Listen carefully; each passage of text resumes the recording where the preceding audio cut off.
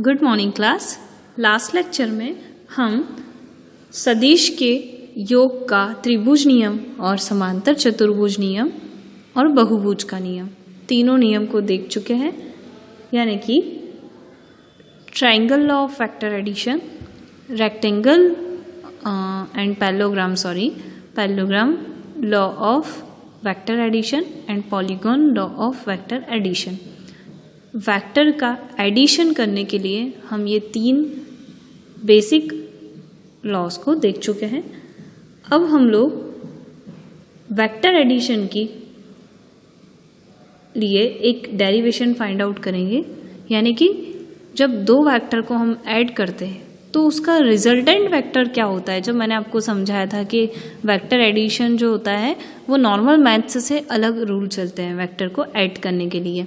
तो मैंने आपको बताया था कि वेक्टर को जब ऐड करना होता है तो वेक्टर का जो एडिशन है, मतलब जो रिजल्ट है, परिणाम है, वो परिणाम किस पर डिपेंड करता है, उसके मैग्नीट्यूड पर, यानी कि परिमाण पर, और उन दोनों वेक्टर या सदिशों के बीच के कोण पर।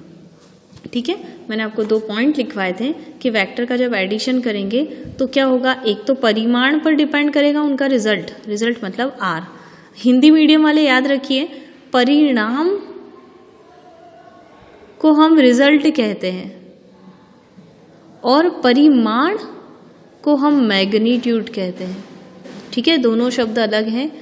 परिमाण मतलब जो मैग्नीट्यूड होता है, जैसे कि हमने कहा कि एक सदिश ले लीजिए, जैसे कि बल एक सदिश राशि है। ठीक है, तो बल मैंने कहा 5 न्यूटन का बल लगाया मैंने, तो ये 5 कहलाता है इसका मैग्नीट्यूड या परिमाण। ठीक है, लेकिन एक और बल उसी दिशा में मैंने 5 न्यूटन का लगाया, तो दोनों का सम कितना होगा, टोटल 10 न्यूटन होगा उसी दिशा में। तो वो 10 न्यूटन क्या कहलाएगा, इसका रिजल्ट टोटल जो आया। मतलब ये भी एक परिमाण ही है, लेकिन ये इन दोनों का क्या कहलाएगा, रिजल्ट कहलाएगा, परिणाम कहलाएगा। तो इसी तरह हम सदिशों को जब जोड़ना होता है तो वेक्टर को जब ऐड करना होता है तो उसे ऐड करने पर उसका जो रिजल्ट होता है, परिणाम होता है, वो किस पर डिपेंड करता है, एक तो परिमाण पर, क्योंकि आप उसे ऐड कर रहे हैं यानी कि परिमाण की जरूरत होती है, और दूसरा है उन दोनों वेक्टर के बीच के कोण पर, यानी कि दूसरा क्या है, एंगल बिटवीन 2 वेक्टर्स, दोनों वेक्टर के बीच के कोण पर। ठीक है, दोनों सदिशों के बीच के कोण पर डिपेंड करता है। तो आज का हमारा जो डेरिवेशन रहेगा वो है रिजल्टेंट वेक्टर फाइंड आउट करना। किसके लिए, कोई भी 2 वेक्टर है उनके बीच, मतलब उन दोनों का सॉल्यूशन। तो अभी तक हमने 2 वेक्टर को देख लिया कि अगर हम उसे एक ही क्रम में लेते हैं तो उनका रिजल्ट ट्रायंगल लॉ से कहाँ पर मिलता है हमें, उसकी 3rd साइड पर। अगर हम पैरेललोग्राम लॉ से देखें तो 2 वेक्टर कुछ इस तरीके से होते हैं, तो उनका जो रिजल्ट होता है वो उसके डायगोनल पर मिलता है। और तीसरा लॉ पॉलीगॉन लॉ है कि जिसमें नंबर ऑफ वेक्टर्स ऐड हो सकते हैं, लेकिन 3rd उसका जो रिजल्ट है वो आखिरी वाली साइड पर या क्लोज साइड पर मिलता है, बंद भुजा पर मिलता है। ठीक है, तो आज हमें ये जो रिजल्ट की बात कर रहे हैं, इसी रिजल्ट के लिए एक डेरिवेशन फाइंड आउट करेंगे। इसे हम कहेंगे एक्सप्रेशन ऑफ रिजल्टेंट का नाम दे देते हैं वेक्टर आर। ठीक है, resultant for 2 vectors, vector A and vector B. ठीक है, किन्हीं 2 सदिशों या ऐसा भी लिख सकते हैं कि सदिश ए व सदिश बी के परिणामी सदिश यानी वेक्टर आर के लिए व्यंजक ज्ञात कीजिए। ठीक है, इसे आप फाइंड आउट करने के लिए थोड़ी सी थ्योरी आपकी जो रहेगी नॉर्मली, जो मैंने आपको समझाया कि कोई भी 2 वेक्टर है, एक आप ले लीजिए वेक्टर ए और दूसरा वेक्टर ले लीजिए वेक्टर बी,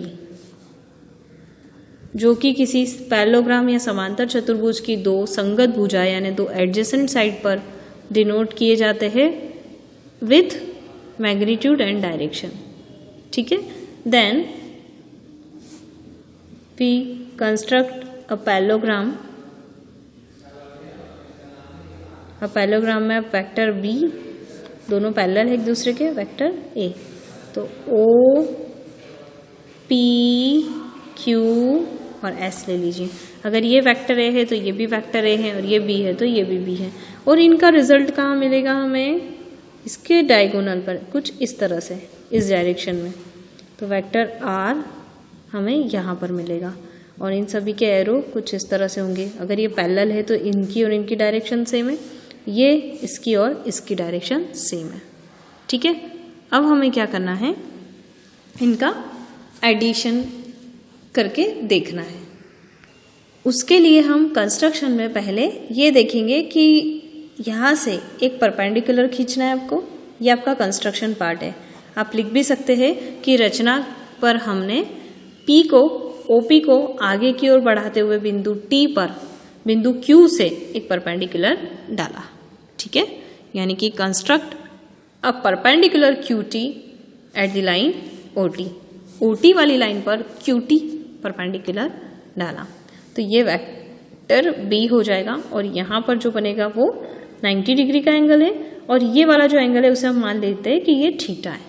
ठीक है, क्योंकि अभी मैंने आपको कहा कि जो वेक्टर है उनका एडिशन या रिजल्टेंट है वो उन दोनों के बीच के एंगल पर डिपेंड करेगा। तो देखिए ध्यान से, ये वही एंगल है जो दोनों के बीच में है, जो ये एंगल की वैल्यू हमने फाइंड आउट की है। ठीक है, या जो भी इसकी वैल्यू होगी वही यहाँ पर इन दोनों के बीच के एंगल के बारे में हम फाइंड आउट कर सकते हैं। ठीक है, तो यहाँ पर ये थीटा हमें मेंशन करना पड़ेगा। तो इतना हमने कंस्ट्रक्शन कर लिया। नाउ इससे हमें क्या पता चल गया कि जो QT है वो परपेंडिकुलर है OT के। ठीक है, इस भुजा को आप OT न बोलते हुए OP भी बोल सकते हैं, क्योंकि हमने OP को ही आगे की तरफ बढ़ाया है। और यहाँ पर अब अलग से T को मेंशन ना भी करें तो चलेगा, क्योंकि इसकी डायरेक्शन ऐसी है, मतलब ये आगे की तरफ इस तरह से हम इसे बढ़ा सकते हैं। ठीक है, तो यहाँ पर OT जो है, सॉरी QT जो है वो लंब है OP पर। अब हम ये मान लेते हैं कि यहाँ पर वेक्टर जो A है और वेक्टर B है एक दूसरे से, ये वाला तो वेक्टर A है, आप देख ही रहे कि ये आगे की तरफ इस तरह से जा रहा है, इसकी दिशा ऐसी है, और वेक्टर B की दिशा ऐसी है, यानी कि वेक्टर A और B के बीच का जो कोण है वो क्या है, थीटा मान लेते हैं। ठीक है, तो QT और OP एक दूसरे पर परपेंडिकुलर है, तो इससे हमें क्या समझ आया कि एंगल जो SOP है,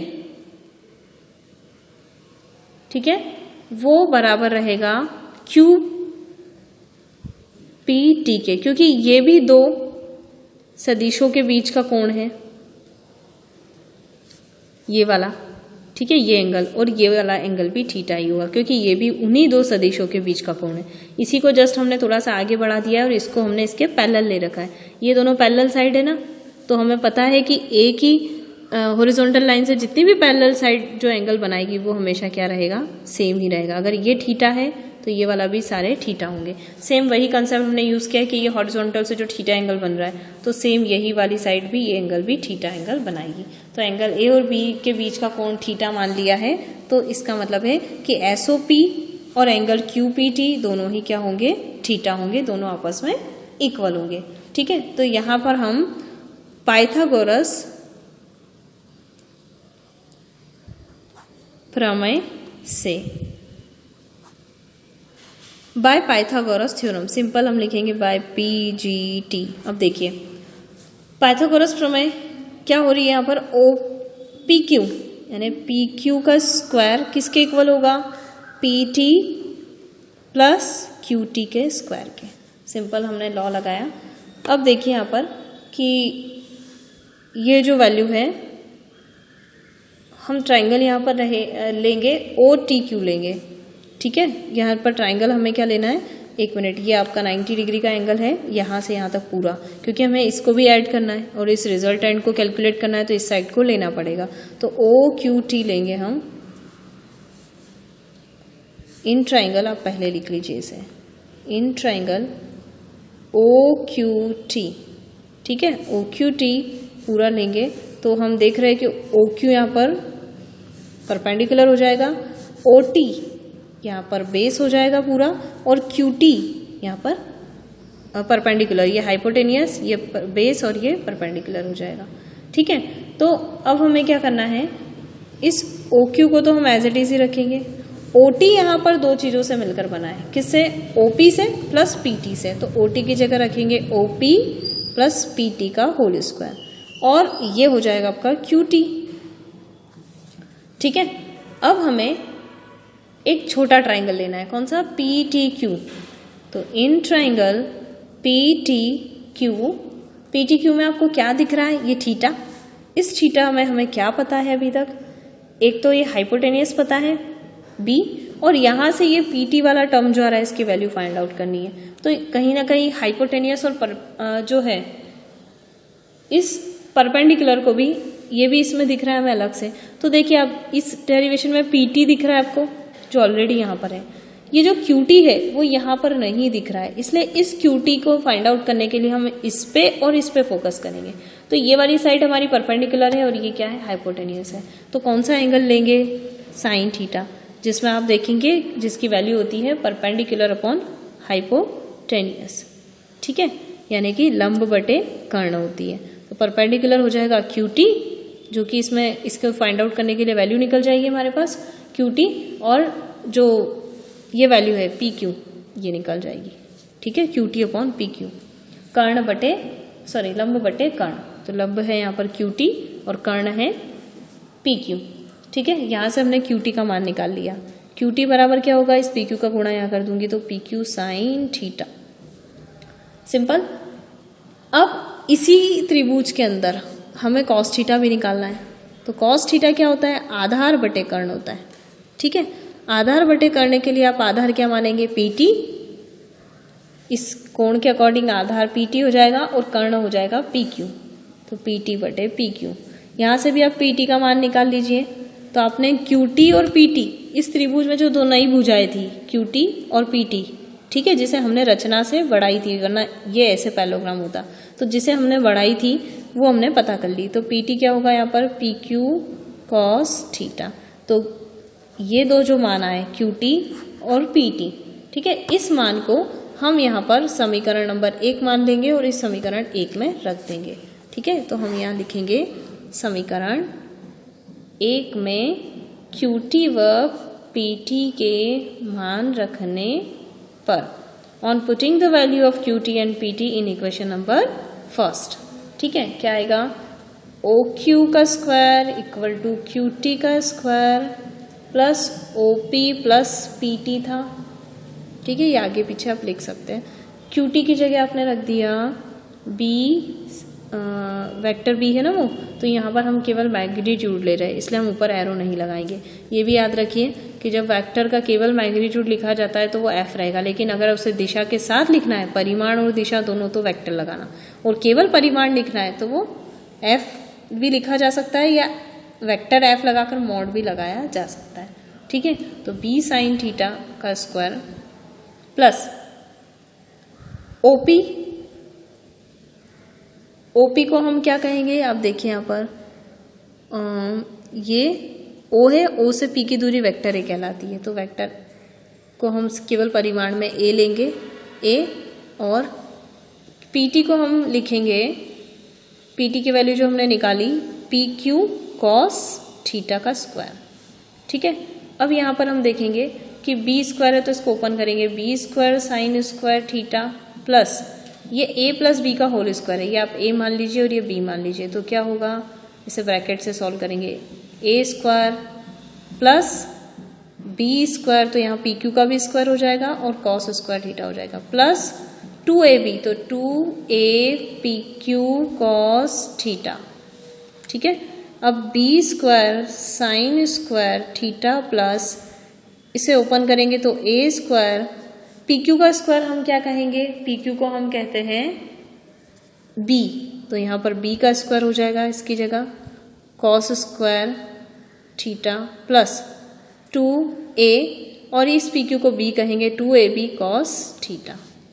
ठीक है, अब आप देखिए कि जहाँ पर B स्क्वायर और ये B स्क्वायर है उसे साथ में ले लेंगे, तो इन दोनों में से B स्क्वायर कॉमन ले लेंगे तो क्या बचेगा, sine square theta plus cos square theta plus A square plus 2ab cos theta. ठीक है, अब आप बी स्क्वायर है, ये आइडेंटिटी आप मैथ्स में जानते हैं कि ये दोनों का सम कितना होता है, sign square theta plus cos square theta 1 होता है। ये आइडेंटिटी है आपकी ट्रिग्नोमेट्री में 2ab cos थीटा। तो फाइनली ओ क्यू का स्क्वायर किसके बराबर है, ए स्क्वायर, मतलब ये पहला सदिश, ये दूसरा सदिश, और ये दोनों के बीच का कोण थीटा। तो देखिए पूरी इक्वेशन में आपको क्या मिल रहा है, इन दोनों के मैग्नीट्यूड दिख रहे हैं और एक एंगल दिख रहा है। तो जो मैंने आपको बताया था कि दोनों का जो रिजल्ट होता है वो दोनों के मैग्नीट्यूड और दोनों के बीच का जो एंगल है उस पर डिपेंड करता है। यानी ओ क्यू की वैल्यू अगर चाहिए, ओ क्यू क्या है, आपका रिजल्ट है। ठीक है, तो ओ क्यू को आप लिख लीजिए लास्ट में आर किस पर डिपेंड करेगा, अंडर रूट, ये स्क्वायर हटा के अंडर रूट लगाइए तो A square plus B square plus 2ab cos theta. Simple है। ठीक है, अब आप इसमें कंडीशंस देख सकते हैं। कंडीशन कुछ इस प्रकार से देखिए कि अगर ये जो रिजल्ट हमारे पास आया है, इस रिजल्ट की जो वैल्यू है, मान लीजिए थीटा 0 है, मतलब दोनों ही वेक्टर के बीच दोनों वेक्टर पैरेलल है। ठीक है, एक दूसरे से एंगल नहीं बनाते हुए, थीटा एंगल पे ना होते हुए दोनों पैरेलल है तो क्या फर्क पड़ेगा, R equal to A square under root A square B square 2ab cos 0। ठीक है, cos 0 की वैल्यू क्या होती है, cos 0 की वैल्यू 1 होती है। तो इसका रिजल्ट क्या रहेगा, आप डायरेक्ट यूज कर रहे A square plus B square plus 2ab। ठीक है, ये पूरी वैल्यू 1 हो जाएगी। सेम अगर थीटा की वैल्यू 180 होती है, 180 मतलब एक वेक्टर ऐसा है और दूसरा उसका अपोजिट है, तो दोनों के बीच का जो एंगल होगा वो 180 होगा।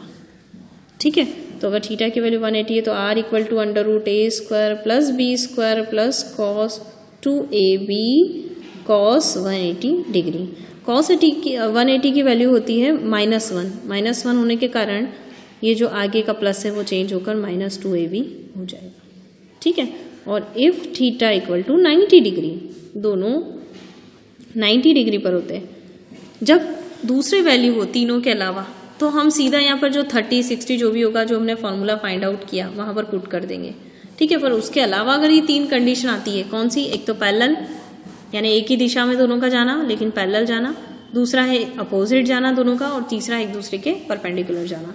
ठीक है, तो यहाँ पर रहेगा R equal to under root A square plus B square plus 2ab cos 90, और cos 90 की वैल्यू क्या होगी, 0 होगी तो क्या बचेगा, ए स्क्वायर प्लस बी स्क्वायर बचेगा। ठीक है, ये पूरा टर्म 0 हो जाएगा। तो ये सिंपल था, कंडीशन के अकॉर्डिंग भी हम वेक्टर को फाइंड आउट करेंगे।